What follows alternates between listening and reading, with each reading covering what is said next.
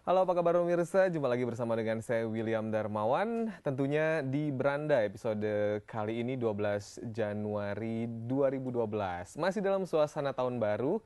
Apa sih resolusi Anda di tahun 2012 ini? Mungkin salah satunya di keuangan ya. Anda berencana ingin beli rumah atau juga beli mobil baru atau apa. Silakan bagi Anda yang ingin bergabung, kami undang Anda juga di topik pada kesempatan kali ini di Beranda di 02151555111. Dan pada kesempatan kali ini sudah hadir narasumber yang luar biasa dan tentunya akan buat Anda semangat ya. Ada Mas Safir Senduk. Halo, Mas Safir. Halo, selamat sore William. Apa kabar? Luar biasa. Kita Luar udah lama biasa. nggak ketemu ya. Udah lama nggak ketemu. Masih seger aja nih, Mas. Iya, mudah-mudahan. Harus. Ini kan sudah masuk 2012. Iya. Udah 12 hari ya kita melewati 2012. Tepatnya di tahun Naga Air. Naga air. Kalau Tionghoa kan nyebutnya naga air. Ini tahun naga air itu bagaimana hubungannya dengan keuangan nih? Saya nggak tahu mengenai masalah CEO tahun ini. Kalau tahun Cina saya nggak tahu ya. Tapi prinsipnya kalau yang saya tahu sih prinsipnya namanya naga-naga itu biasanya bagus ya.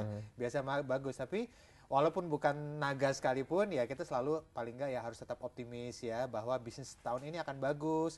Kalau kita bilang bisnis tahun ini akan jelek ya paling nggak itu kan akan terbawa ke bawah sadar kita akhirnya jadi jelek beneran kan begitu. Jadi percaya aja. Jadi percaya dan aja berusaha. dan berusaha itu yang paling penting. Betul. Oke, Mas Safir, kalau kita lihat nih bagaimana sih sebaiknya di awal tahun kita merencanakan keuangan kita. Iya. Biar tidak kebablasan, tapi juga kita bisa nabung dan juga bisa berinvestasi. Iya, prinsipnya yang namanya keuangan itu ada banyak sekali yang bisa dibahas, tapi dan itu satu, dan yang kedua adalah prinsipnya adalah bahwa setiap orang itu mungkin kita tahu setiap akhir tahun menuju awal tahun ya. Biasanya setiap orang tuh dimotivasi untuk punya resolusi ya. Resolusi itu adalah apa yang ingin dicapai tahun ini. Dan setiap orang beda-beda. William dengan saya beda, saya dengan orang lain juga pasti beda. Orang yang punya rumah mungkin dia resolusinya nggak mungkin dia punya rumah lagi ya. Jadi resolusinya beda-beda. Tapi paling tidak untuk hal yang harus dilakukan, paling tidak ada 5 hal yang harus dilakukan selama tahun 2012 ini. Apa saja tuh, Mas Nomor Safir? 1 yang pertama adalah kalau bisa tinjau lagi sumber income yang sudah kita dapatkan tahun lalu 2011 dan lihat apakah tahun 2012 ini kita mau pertahankan, teruskan, atau diganti. Contoh misalnya kalau tahun 2011 lalu kita karyawan, perlukah tahun 2012 ini kita buka bisnis baru?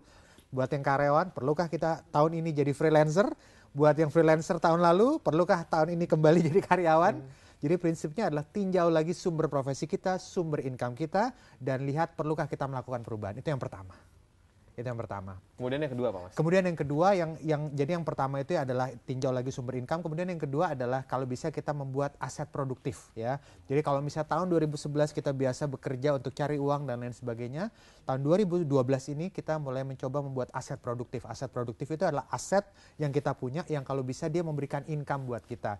Contoh misalnya kalau kita ada beberapa juta rupiah, taruh di deposito di bank, kita dapat bunga dari situ. Nah itulah dia berupa aset yang produktif misalnya. Atau misalnya kalau kita punya ada dana sedikit lebih, kita bangun rumah kecil, rumah petak misalnya, kita sewakan, itulah aset produktif karena kita mendapatkan hasil sewa dari situ. Buatlah aset produktif, itu hal kedua yang harus dilakukan tahun 2012 ini. Ada lagi ya?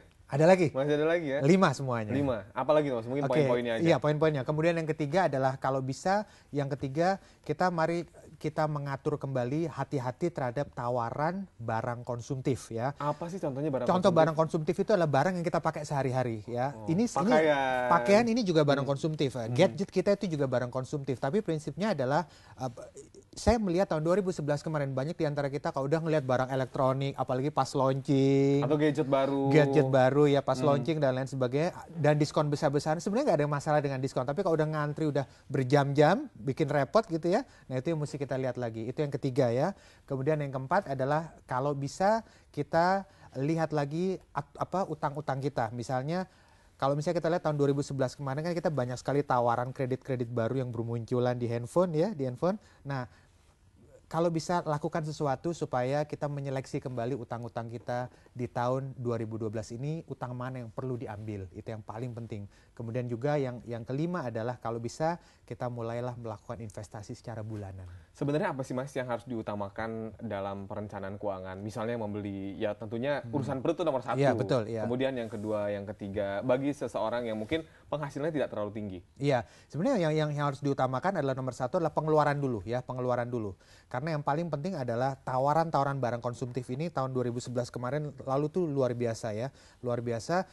Pokoknya kalau di Indonesia kalau ditawarkan yang namanya gadget, pakaian dan dengan diskon besar-besaran, walaupun ngantri berjam-jam orang akan lakukan. Jadi yang paling penting adalah hati-hati terhadap pengeluaran. Itu memang budaya Indonesia. Itu yang budaya kita. Bahkan ada sampai dari pagi itu antri untuk dapetin handphone dan ada korban lagi. Sebenarnya nggak ada masalah dengan diskon. Diskon bagus kalau nomor satu kalau kita butuh. Nah masalahnya adalah kalau kita tidak butuh, kemudian kita mendapatkan tawaran diskon seperti itu, sale seperti itu, dan akhirnya kita merasa butuh hanya karena ada sale atau diskon, padahal sebenarnya kita nggak butuh. Nah itu yang berbahaya.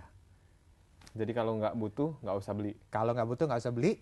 Ya, itu yang paling penting. Jadi yang penting kebutuhan dulu. Yang penting kebutuhan dulu ya. Atau gimana? Baru keinginan. Oh, jadi keinginan. Saya bagi pengeluaran menjadi 3. Jadi pertama wajib, butuh, ingin. Kalau orang penghasilannya taruhlah misalnya di bawah 3 juta rupiah per bulan. Iya. Nah itu bagaimana Mas cara mengelola keuangannya untuk karyawan? Prinsipnya saya membagi pengeluaran itu menjadi 4 ya. Jadi yang pertama adalah untuk bayar cicilan utang terlebih dahulu. Itu diutamakan? Diutamakan. Kenapa harus diutamakan?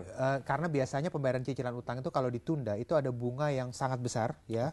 Bunga yang sangat besar dan juga ada denda yang cukup lumayan. Dan juga nantinya akan lebih tenang, nggak dikejar-kejar utang. Dan utang. juga nantinya akan lebih tenang ya. Jadi yang pertama adalah untuk membayar utang terlebih dahulu, tapi batasi maksimal 30% dari income. Itu yang pertama. Kemudian yang kedua adalah untuk menabung dan diinvestasikan minimal 10%.